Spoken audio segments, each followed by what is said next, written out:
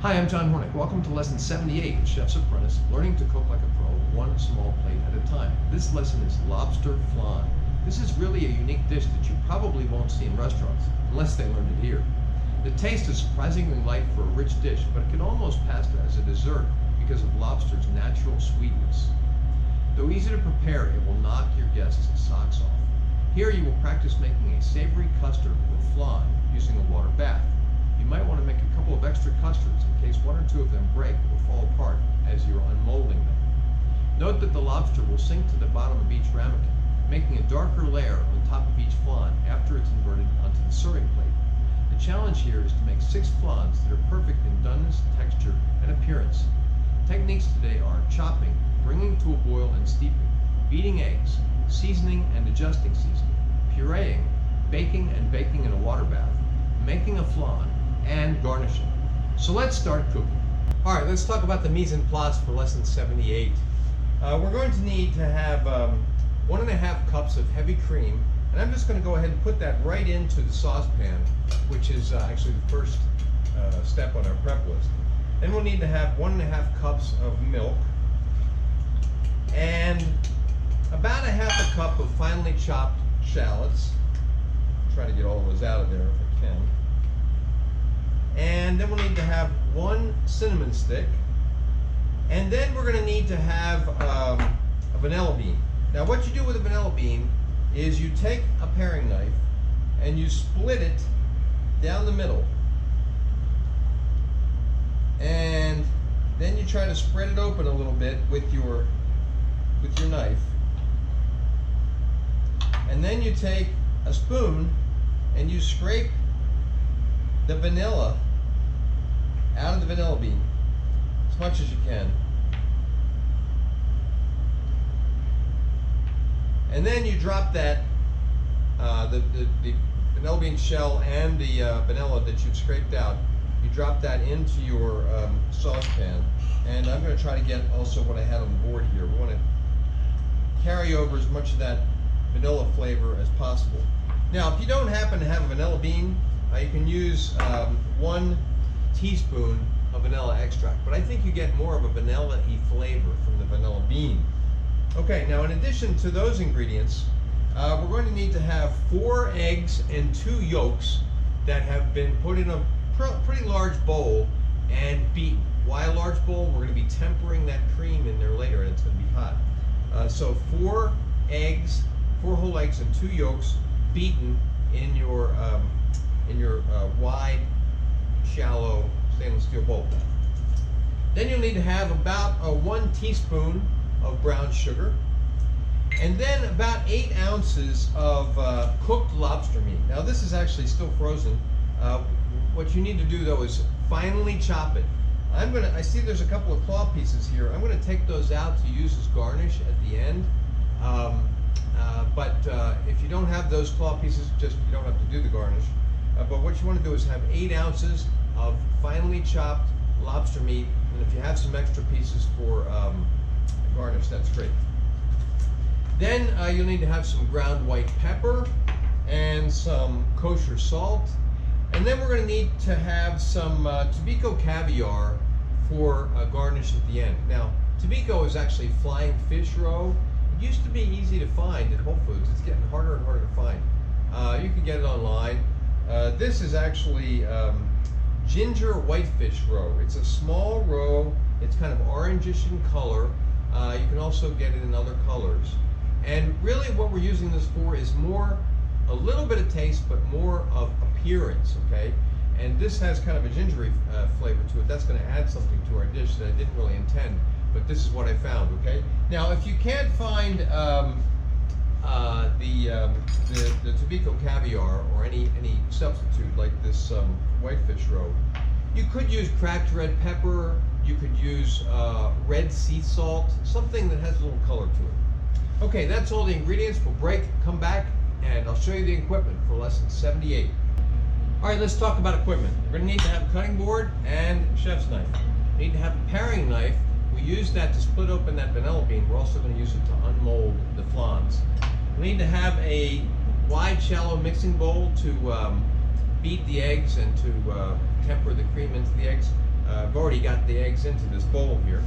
And then we'll need to have a whisk to whisk the eggs. We'll need to have a saucepan. Now remember, during the ingredients portion, I already put the milk and the cream and the other ingredients into the saucepan. So you need to have a saucepan that has a cover, okay? And then we'll need to have a wooden spoon, and then we'll need to have a wet towel. I'll show you why a little bit later.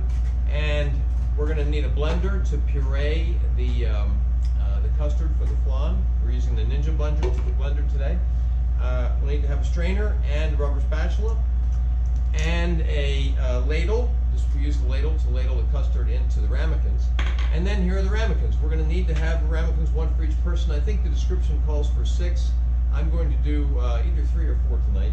And then you'll need to have a baking pan for a water bath, so that when you put them in the oven, they will be baking in the water bath. And then finally, we'll need to have some plates to invert the ramekins onto at the end and unmold the flans onto the serving plates. Okay, that's all the equipment. We'll break, come back, and start cooking. Oh, and one more thing for equipment. You need to preheat your oven to 350 degrees. I'm not showing that as a step.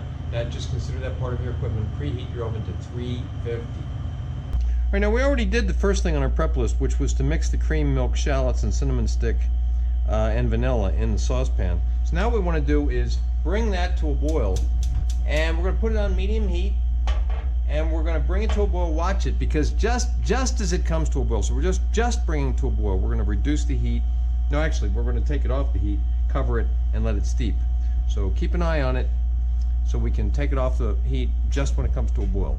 Okay, our milk and cream is just starting to boil, and the skin is just starting to form on top. So what I want to do, stir it up a little bit, turn off the heat, and then we're going to take it off the heat. So don't leave it on the burner that it was on. Take it off the heat, and we're going to let that steep for 10 or 15 minutes.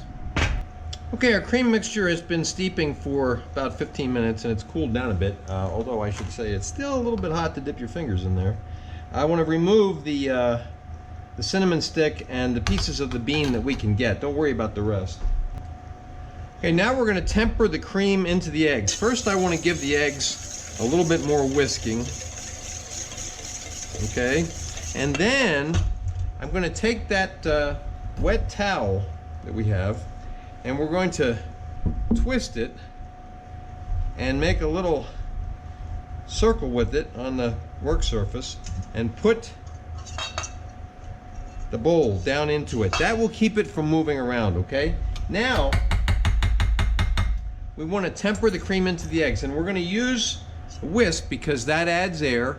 Air is helping to cool down that cream as we're tempering it in there, and it's also helping to add air to the eggs. We're going to run this cream down the side of the bowl, temper it in a little bit at a time. If you temper it in too fast, and if the cream is too hot, you'll scramble your eggs. Okay, so we're just going to run it down the side of the bowl, temper it in a little bit at a time till it's all incorporated.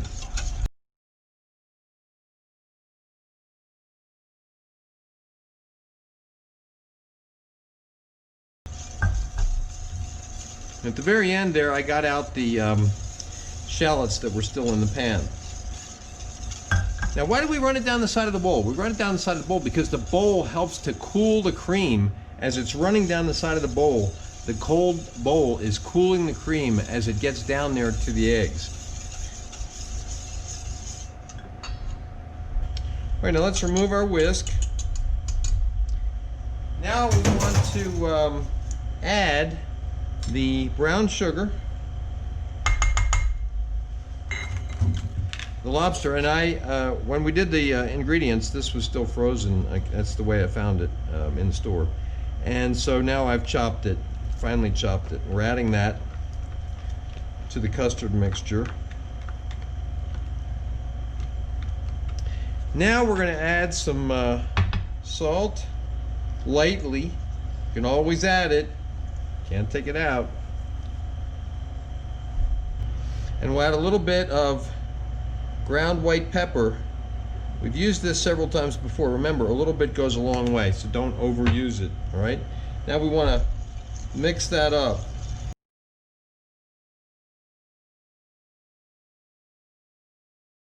All right, now I've put the custard mixture into the blender, and we are going to puree this now. And I want to get it nice and really well pureed, because we're going to be running this through a strainer, and I don't want to be leaving any of the lobster in the strainer. I want it to all go through the strainer.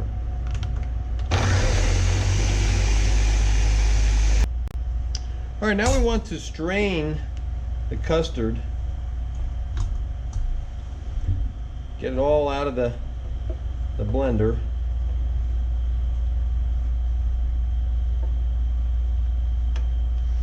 And then we want to press it through the strainer with a rubber spatula. Remember, sometimes it works better with a wooden spoon.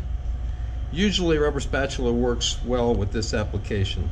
And I'm hoping we've pureed it enough that we don't leave any lobster in the strainer, other than maybe just some little specks.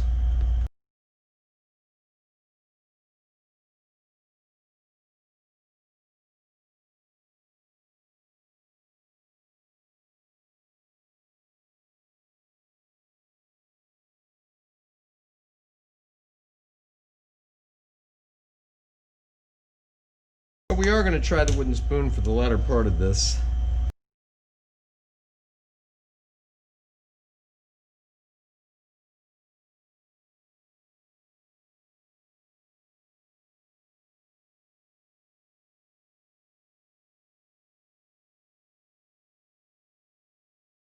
Yeah, there we go. We got it all through. That was a bit of an effort, but we did it. Now we're going to rinse off our spatula and clean off the bottom of the strainer.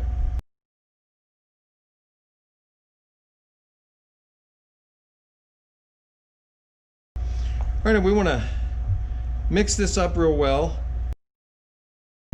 Then we want to adjust our seasoning. I think it needs a little bit of salt. And I'm going to add a little bit more of the ground white pepper. Mix that up again and taste it again.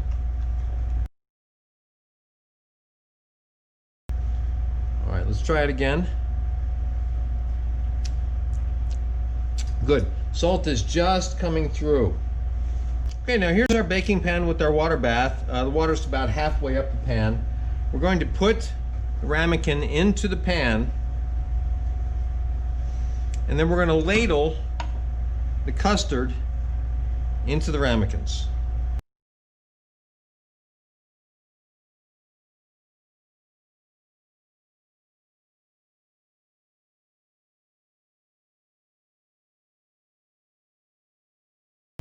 Now the water should be coming about halfway up, halfway to 2/3 of the way up the ramekins.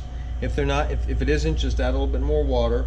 Now we're going to put this into the oven, and we're going to bake them until a toothpick comes out clean. Now that's going to be 45 to 60 minutes. It's hard to say how long it's going to take. So we're going to put them in the oven. I'll check them about 45, but I'm not going to come back on the camera until they are done and the toothpick is coming out clean. All right, here are our flans. They were in the oven for a little less than an hour, and they look beautifully golden on top. We're not going to be seeing that because these are going to get inverted onto the plates for serving. But the toothpick came out clean. All right, now we're going to take one of these flans and run a knife carefully around the edge to separate it from the ramekin.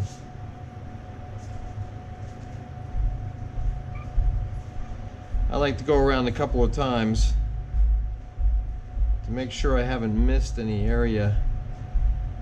Make sure that it's separated from the side of the ramekin.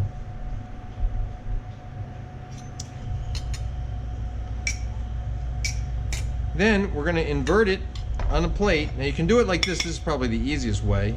Turn it over like this and tap on it, and hopefully it releases. Yes, released beautifully. Okay, now we want to garnish with a little bit of our tobiko caviar.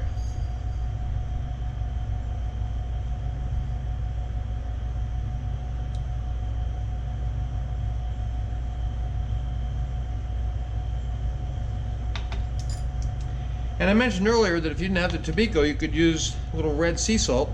I'm going to use both. Just gives a nice appearance. Just a few grains. Makes the plate look good too. Okay, that's it. That's lesson 78.